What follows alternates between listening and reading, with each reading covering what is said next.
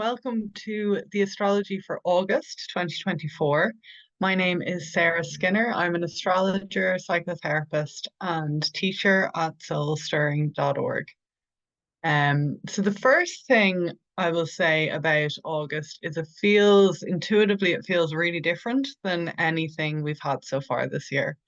This year feels like the first half was really big energy, expanding us with the Jupiter Uranus conjunction, expanding what we thought was possible, expanding our consciousness and our horizons, and challenging us to let go of old systems of belief, let go of old limitations, and suddenly kind of see the world in a different way. July felt quite like it was about integration and slowing down to consolidate that. And now August feels much lighter. It's sort of like, oh, this is new beginning now. Things are different. And there's sort of a lightness with that, like almost like it's about playing. It's like, oh, okay, I can step forward now into this newness, into these new possibilities, this new way of understanding things, and start to experiment and play with that. It almost doesn't feel like it's really about like railing ahead necessarily, but still definitely starting to move forward and take action from this new place. And almost like it might even be how we do things now or the way we understand things that's changed. So it's like how we do things is different and why we're doing them could be very different as well. It feels like consciousness has had a huge reconfiguration in the first half of this year, and now we're just starting a new beginning in this new configuration, starting a new way of doing things, playing with this new understanding or these new possibilities. Um, and so then coming into the astrology, the big aspect I think this month is really the Jupiter Mars conjunction, which is pretty active all month. We have it at 7 degrees at the beginning of the month, 7 degrees apart. And Mars will move up to meet Uranus exactly then on Wednesday the 14th, Thursday the 15th of August. And Mars continues to move, but even by the end of the month, there's still 8 degrees apart. So that conjunction would still be very active.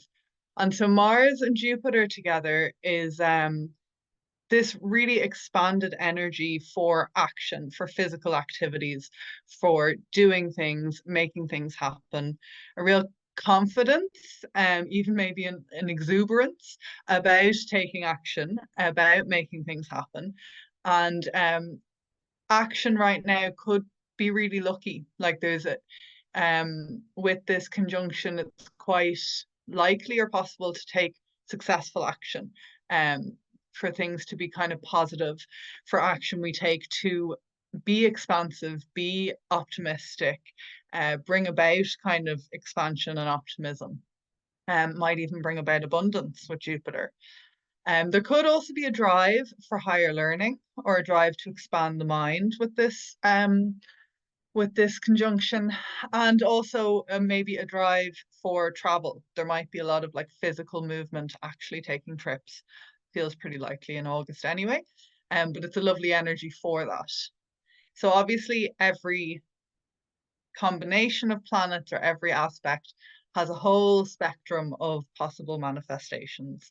The archetypal energies are really multifaceted and multivalent, and they will probably manifest themselves in a whole range of possibilities, both personally and collectively.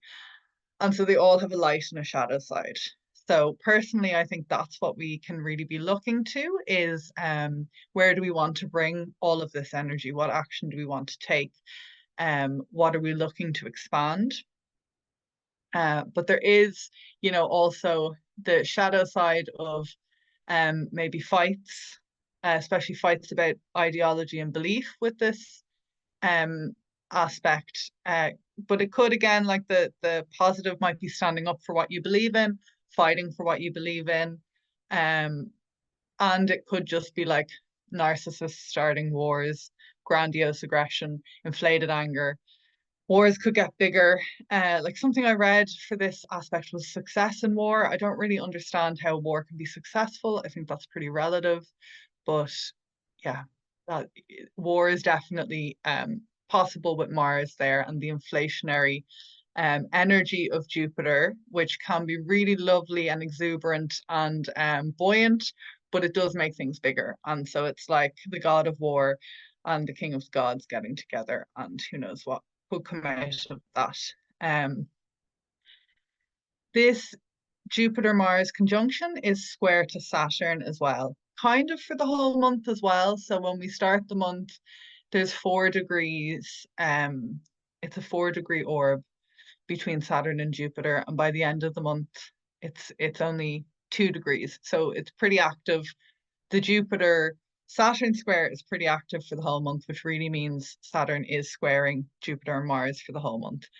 And that will be exact from Saturday 17th until Friday the 23rd, the square to Saturn.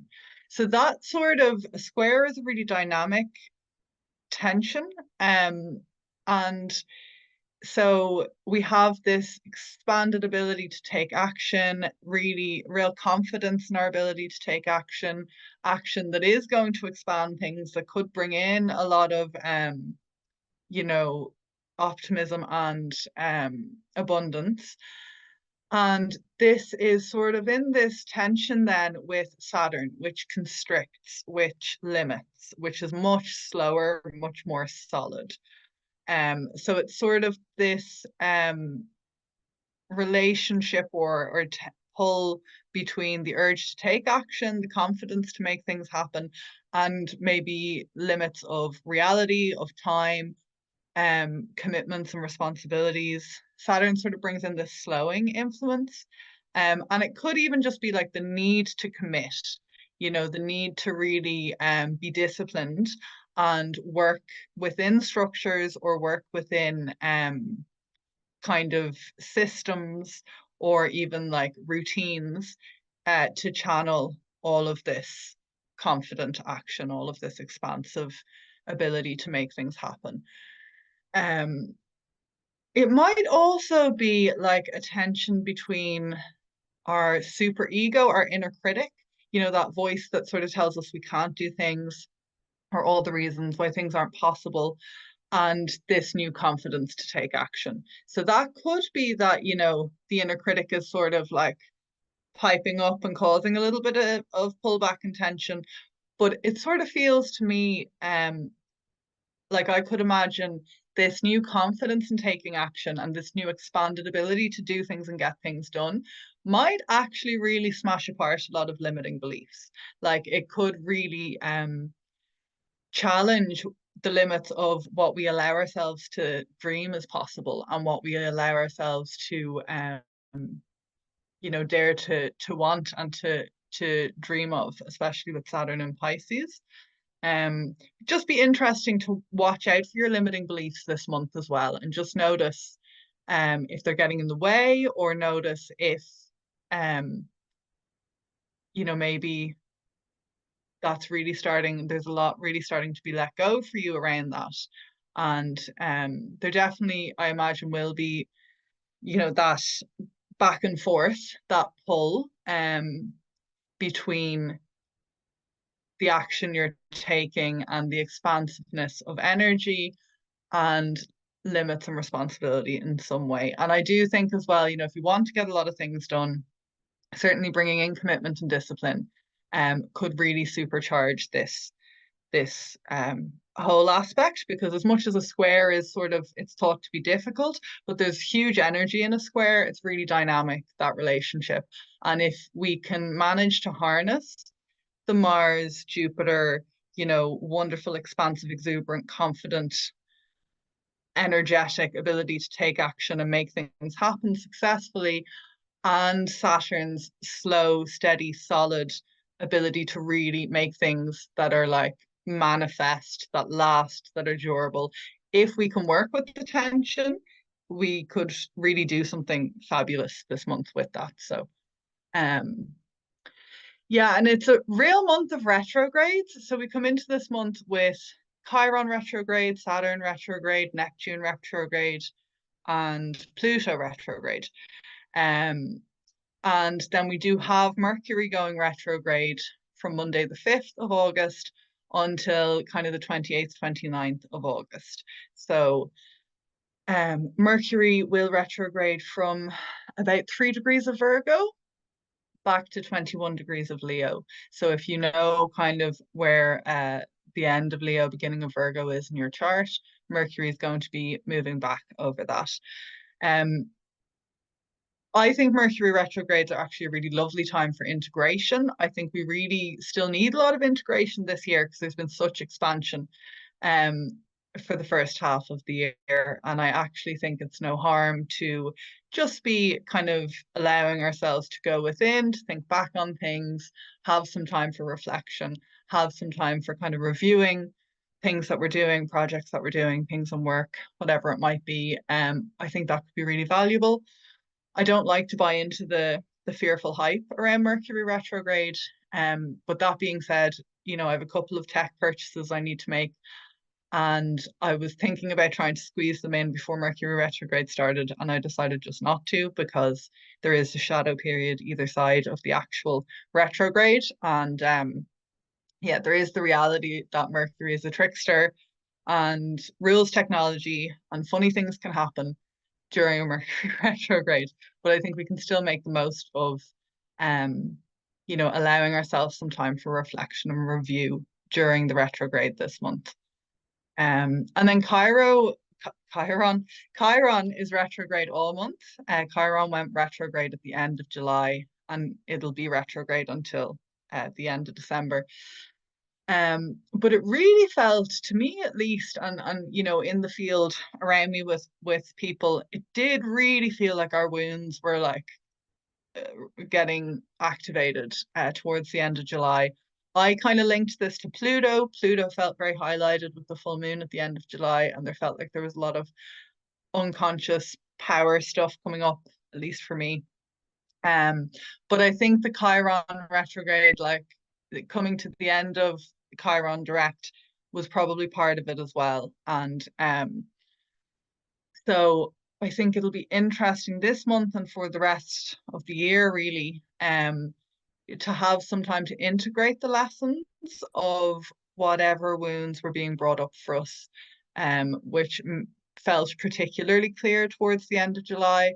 So it would be worth spending some time, just thinking of what were the challenges, what were the lessons, what maybe,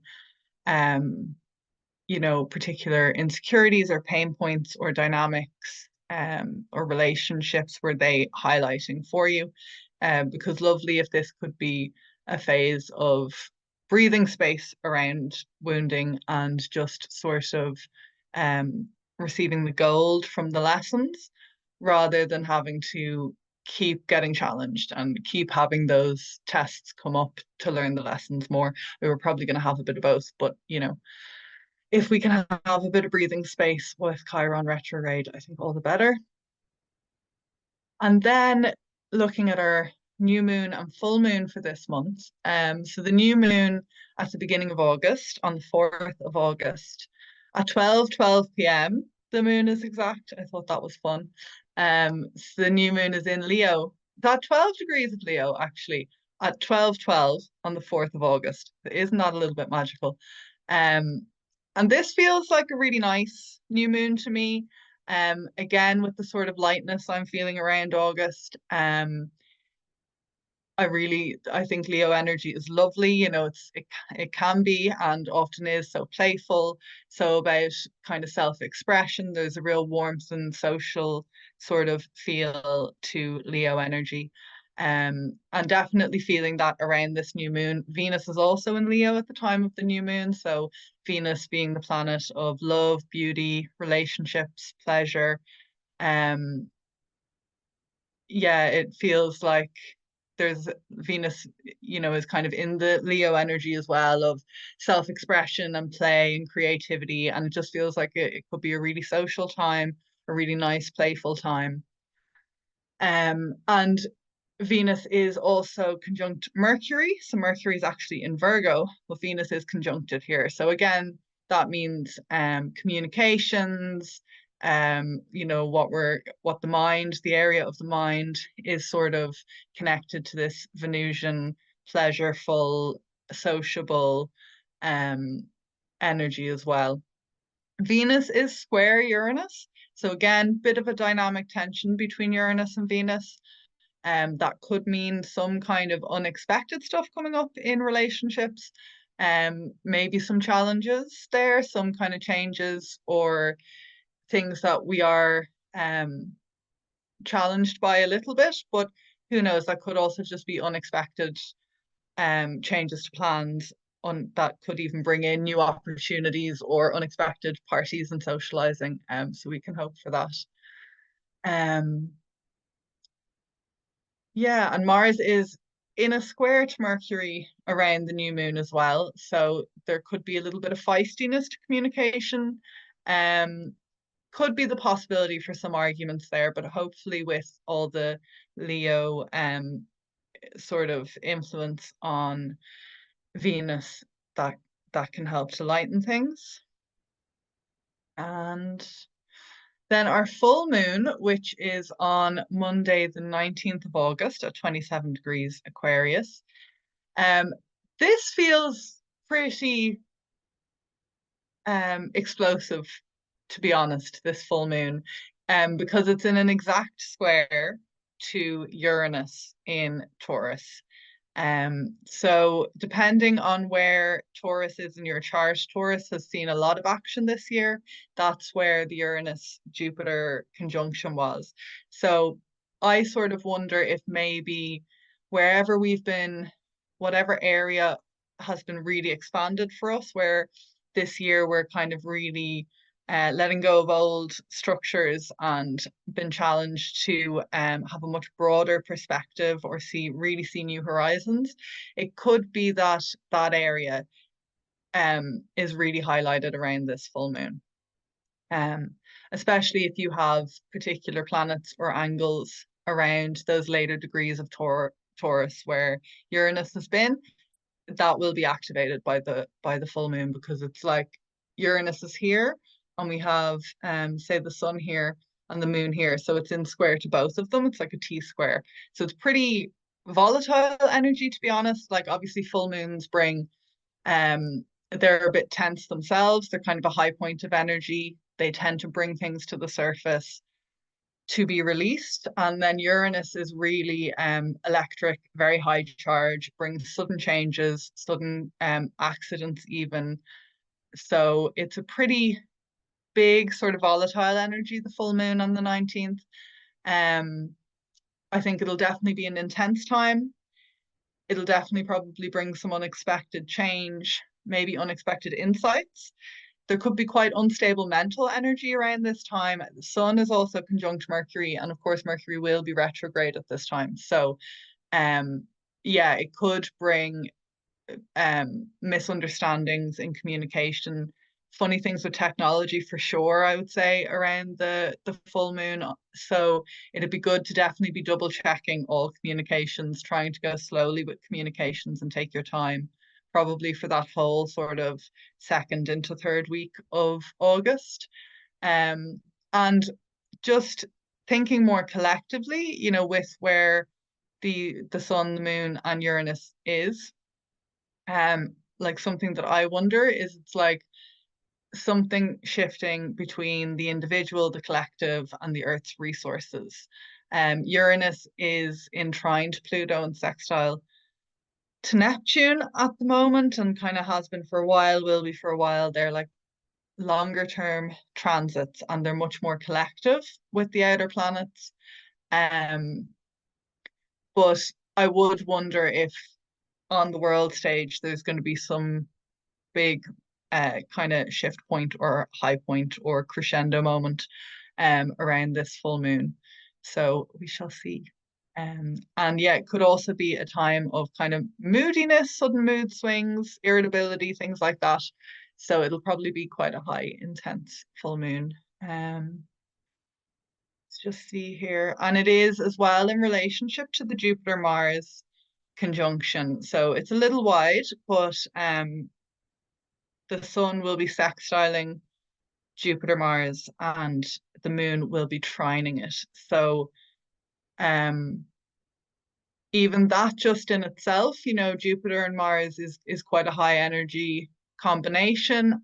Does feel mostly like a good one. Obviously there's a spectrum with everything. Nothing's all good, but certainly a lot of potential for really positive, really confident, sort of abundant action there and like exuberant energy. But that kind of combined in with all this high intensity does feel quite a lot. So it could be wonderful. It could bring, sudden insights and changes that are really like quantum leaps forward and things, but it's a pretty volatile energy. So just to be trying to take your time around the sort of second and third week of this month to do your best to be grounded with all of the charge that's going to be in the collective field. And I hope you have a really wonderful August. Hopefully, when I see you in September, we are looking back over a really light, playful, fun-filled month. And I'll talk to you soon. I do want to